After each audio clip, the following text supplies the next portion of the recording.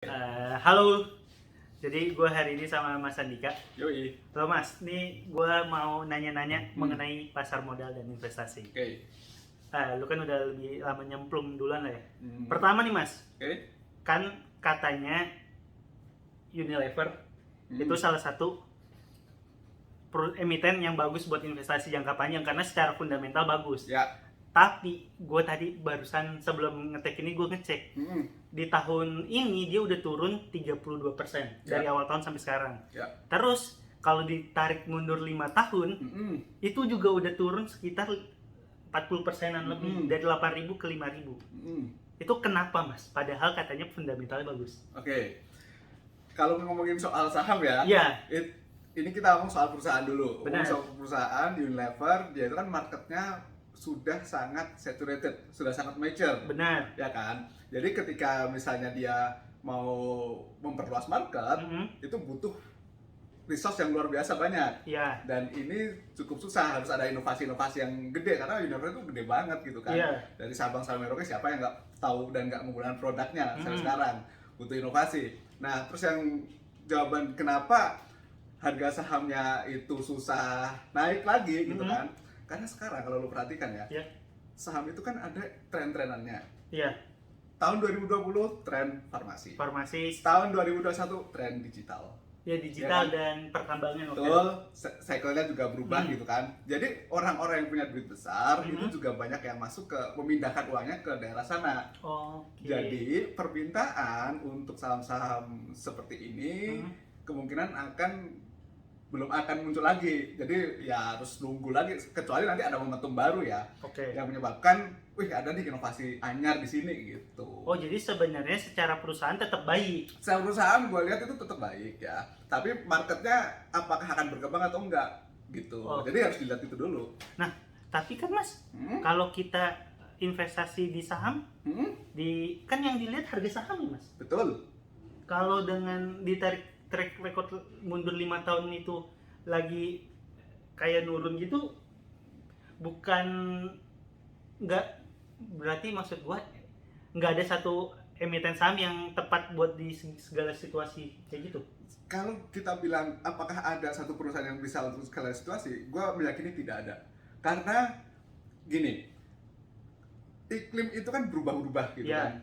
Kalau misalnya zaman dulu itu BCA itu belum nomor 1, akhirnya sekarang menjadi nomor 1 gitu kan. Nomor 2 sekarang ya. Nah, ada DCI.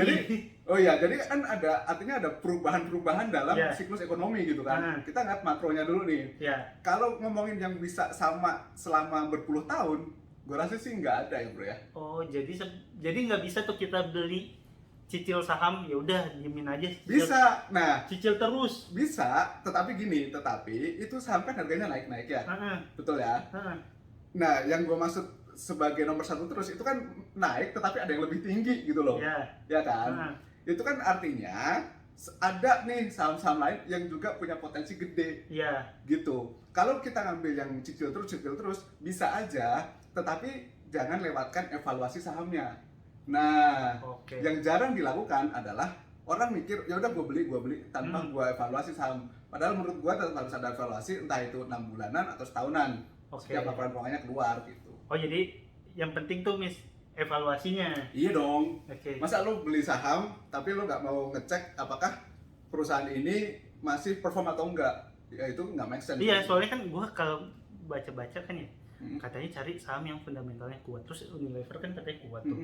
Tapi kalau kita cicil dari tahun 2016 sampai 2021, kagak untung, malah rugi. Lihat marketnya. Ternyata selain itu lihat market juga. Lihat market, lihat kondisi ekonomi dan macam-macam lainnya. Iya, pokoknya nggak bisa abis beli tutup mata cicil doang. Nggak bisa. Itu dia jawabannya. Nah Mas, satu lagi nih Mas. Apa?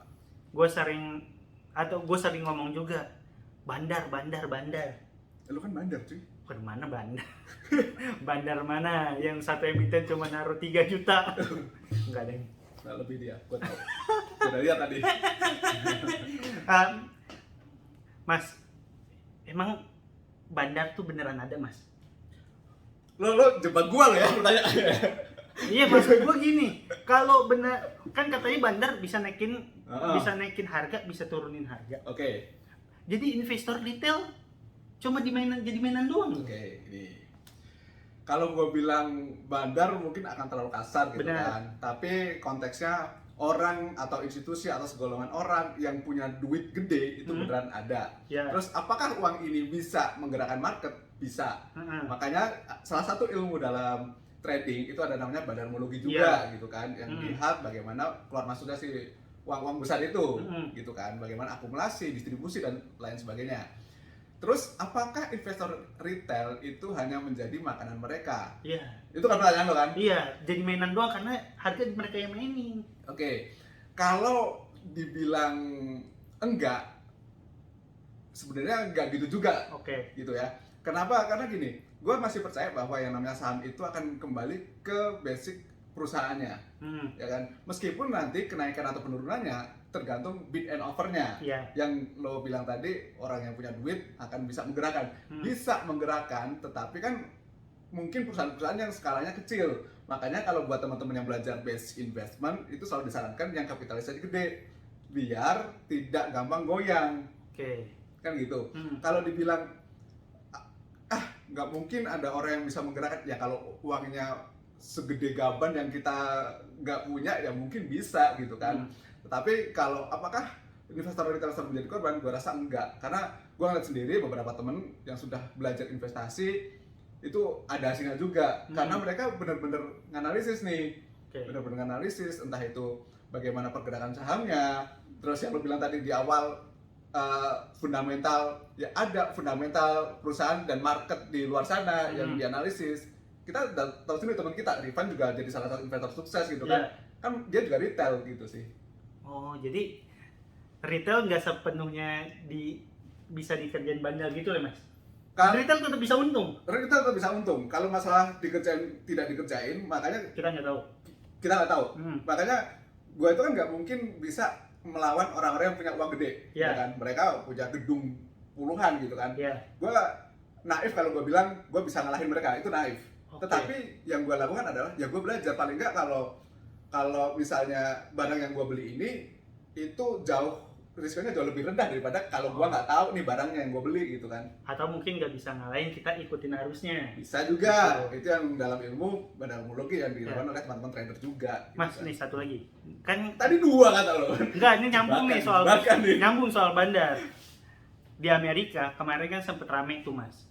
Kasus yang apa deh, saham apa Mas yang katanya mau di short sell, terus GameStop mau di short sell, retail beli, retail ngalahin bandar. Di Indonesia mungkin kejadian nggak kayak gitu, Mas? Mungkin. Gimana caranya? Kan kita nggak ada short sell. Oh, bukan gitu. Nggak usah ngomong short sell-nya. Nggak usah ngomong short sell. Maksudnya mungkin nggak, kalau bandar itu punya rencana nih. Kalau lo belajar bandarmologi itu kan ada rencana kapan dia akumulasi, kapan dia akan distribusi gitu kan. Apakah bisa mengganggu atau enggak? Itu mungkin banget. Misalnya lo tahu nih siapa yang lo incer gitu kan. Terus ada sekumpulan retail. Kalau sekumpulan retailnya ini beneran lebih kompak, itu bisa aja. Iya kan, kalau harganya naik, bandar untung. Ya belum tentu, maksudnya kalau tergantung kapan dulu nih, masalah timing nih. Yang punya barang lebih murah siapa dulu nih? Oh, bandar tuh nggak berarti barangnya paling murah. Ya bisa aja.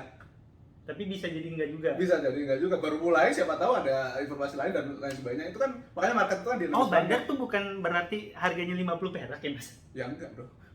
Gue kira dia pasti dapat harga paling rendah. Enggak. Besar kemungkinan seperti itu. Tapi ya enggak selalu. Mungkin gini. Makanya ini kayak konsep yang harus kita susun bareng gitu kan. Soal bandar atau soal orang yang punya uang banyak gitu kan. Bisa saja memang mau beli saham-saham yang sudah di harga 300 perak, 400 perak itu juga ada gitu, itu apa. Toh harga saham yang ada sekarang kan juga bervariasi. Gitu. Oh, jadi sebenarnya tetap bisa ngalahin. Walaupun tekniknya nggak sama kayak dia. Ini bahaya banget ya omongan ini soalnya. Bukan bahaya, orang yang nonton gua nggak ada yang ya kalau ngalahin sih enggak, Bro. Nggak usah ngomong ngalahin gitu. Soalnya GameStop kan tapi merusak rencana mungkin gitu loh. Soalnya gue baca-baca yang soal GameStop, anjir keren banget, katanya mau di short sell tinggi sampai katanya rugi kan gitu. Ya, itu beda game sih. Beda game. Ya, beda game. Oke, Mas, terima kasih banyak. Oke. Dadah.